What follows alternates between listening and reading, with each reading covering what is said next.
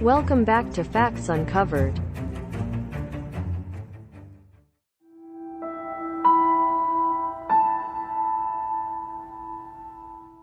26th April 1986 was not a good day to be working at the Chernobyl nuclear power plant in the north of the Ukrainian SSR.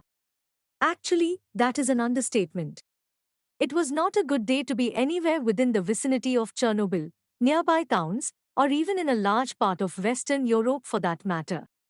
As many are aware, the worst nuclear disaster in history occurred here on this day when the number 4 nuclear reactor at the plant exploded. In the past, we made videos detailing the cause of the Chernobyl disaster as well as the effects from it, such as the diseases that manifested and spread from the radiation, resulting in many casualties. So, now, we seek to conquer the big question: are there any actions that could have been taken to prevent this disaster from happening in the first place? You probably already know from our other episodes on Chernobyl that the scale of the disaster was enormous. But just how big exactly? For this, we look to the International Nuclear Event Scale. This scale used to measure the rate of nuclear disaster is shaped like a triangle ranging from 0 for deviation at the bottom, 1 for anomaly, with increasing scores moving higher up the triangle as follows: incident, serious incident, accident with local consequences, accident with wider consequences, serious accident, and, finally, the seventh and deadliest score located at the summit of the triangle, major accident. It is here, at the very top, where the Chernobyl disaster ranks supreme in terms of severity. The only other catastrophe to rank this high, seventh on the scale, was the 2011 Fukushima Daiichi nuclear disaster in Japan. In terms of the amount of radioactivity and health impacts, however, Chernobyl was a much bigger accident than the one that occurred in Fukushima. Chernobyl was also an entirely man-made event, whereas Fukushima was largely caused by natural disaster. It is ironic that the Chernobyl disaster occurred during what was supposed to be a routine safety test.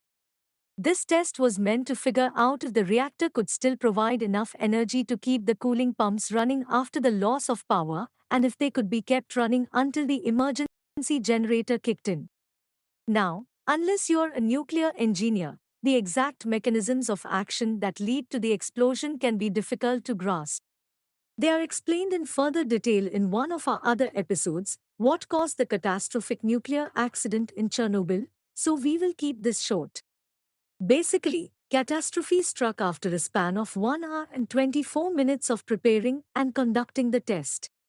A powerful steam explosion and fire released an abundance of hazardous material, spewing deadly radiation into the environment, resulting in a toxic cloud spreading across Europe and even stretching almost as far as to touch the United States and Japan. When the disaster at Chernobyl first struck, the Soviet Union made no immediate public announcement of it. Evacuations were urged in surrounding areas, but mostly maintained under secrecy in fear of international disgrace. The Chernobyl nuclear power plant was, after all, considered a triumph of Soviet science, a symbol of industrial and technological prowess. Thus, the nation's reputation was at risk following this massive failure. Attempts to keep the event quiet, however, were feeble.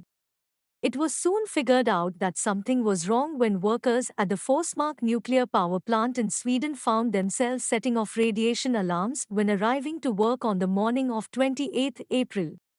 At first, they thought that maybe their monitor was on the fritz, the alarm being due to faulty equipment. But, after further tests, they found that they were indeed covered in radiation from outside. A satellite also passed over Chernobyl, and US intelligence saw the image of the explosion, raising initial alarm that the Soviets had launched a nuclear missile. The source of the contamination was soon discovered along with the explosion, and the Soviet Union was forced to confess, publicly admitting to the nuclear accident. So, who or what is to blame for the disaster? Some claim that the workers at the plant are at fault, while others believe the accident was the result of a flawed design. At any rate, factors from a combination of both could have been responsible leading up to the event. The real blame, however, may be attributed to poor management. According to LiveScience.com, the accident resulted from incompetence and was made even worse by misinformation and secrecy. The safety test was originally supposed to be conducted during the daytime when more senior engineers were on duty. This, however, would have meant shutting down reactors and causing an interruption in electricity supply. Thus, the safety test was postponed, scheduled to occur during the night shift while electricity demands on the plant would be at their lowest. Sounds reasonable, right? Well, the engineers working the night shift consisted of a junior team on the scene. Though qualified, these workers were very young for such a complex environment. Just to give you an example of their age, the turbine operator was only 29 years old. It is said that the workers may have also been sleep deprived since working the night shift can often be hard on your mind and your body. As cited in Psychology Today, it is not uncommon for night shift workers to develop psychiatric conditions due to accumulated sleep deprivation. As many of us know, fatigue can also often lead to mistakes. So, it is possible that human error could have been at play with the combination of young workers performing the test into the late hours of the graveyard shift. This is not to say, however, that the blame should be placed squarely on their shoulders. They were just doing their job and doing it to the best of their ability while following orders. The way that the reactor core was designed also made it prone to heating very quickly, too quickly. It got hot and it got hot at an alarming pace, too fast to handle. And, despite there being many complications during test preparations, the workers were ordered to go through with the test anyway. At 56 seconds before the blast, the 29-year-old turbine operator was ordered to proceed with shutting down the turbines to conduct the safety test. Energy levels then soared dangerously high, and that's when disaster ensued. So, now, how could this nuclear disaster have been avoided? Well, let's first imagine a scenario with the safety test being conducted during the day as originally planned. There might have been a minor inconvenience with a temporary lapse of electricity. But, hey, at least this is better than the alternative of having to uproot and evacuate thousands of people from their homes, right? So, the senior engineering staff would have taken the lead on operations. We're assuming that they would have also been fresh on the day shift and alert.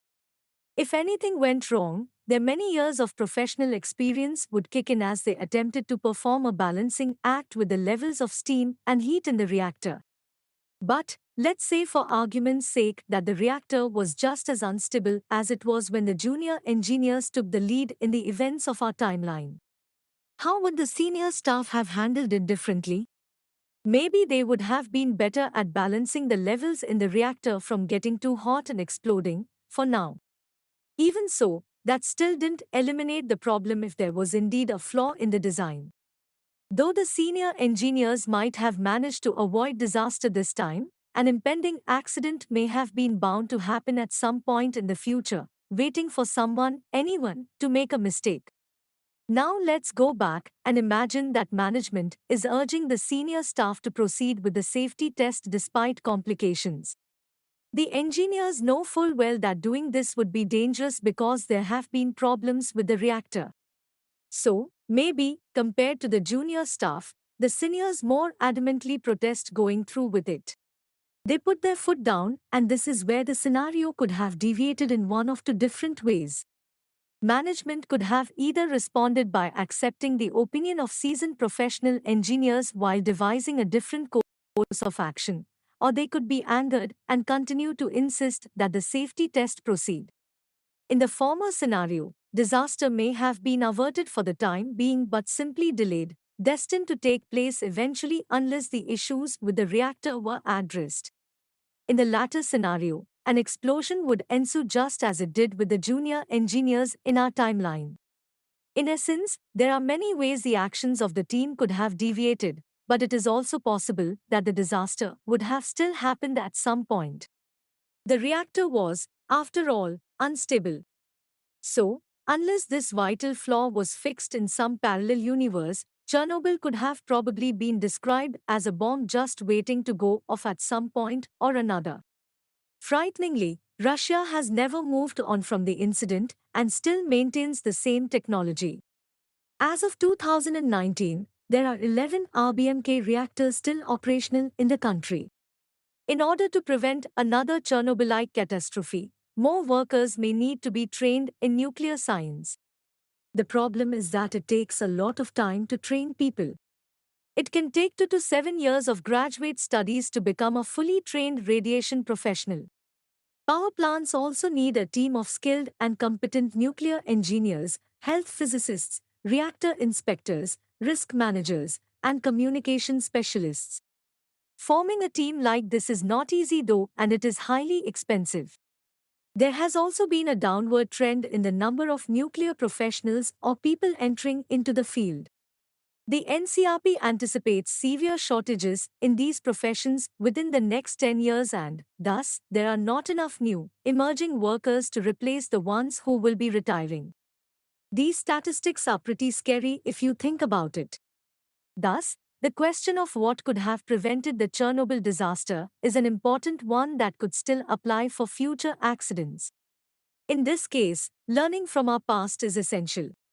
For those of you who are intrigued by Chernobyl's history and its danger, you can visit as a tourist, but we'd advise not sticking around for too long since scientists estimate that the zone won't be habitable for another 20,000 years. Because of this, we don't imagine it would be too good for your health to stay for long, and who knows? You might just turn into a mutant.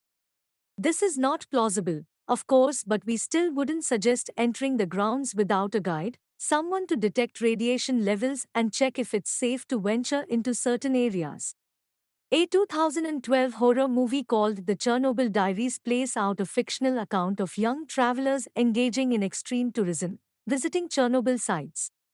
At the time of writing this, the movie has a low score on Rotten Tomatoes with 19% and a 5 out of 10 on IMDb. So it's probably not the best choice in movies if you and your friends are looking to watch something of substance. Whether a horror movie like this should even be centered around a real-life tragedy is a subject up for debate. But, since it is out there, we figured we'd check it out. Because, well, why not? One of our ambitious and most eccentric writers who once thought of an idea for a movie theater that allows you to bring your pet hedgehog volunteered to be our guinea pig and watch it so that you don't have to. For reasons we cannot even begin to fathom, she thought she'd like to try and follow in the footsteps of our least important writer who does most of our challenges. Even though she isn't accustomed to watching anything scary in her normal routine, she insisted that she could handle it. This may or may not be a spoiler alert, but, in the movie, the group of travelers encounter mutated creatures in the remains of ghost towns near Chernobyl and, like any horror movie, characters get picked off one by one.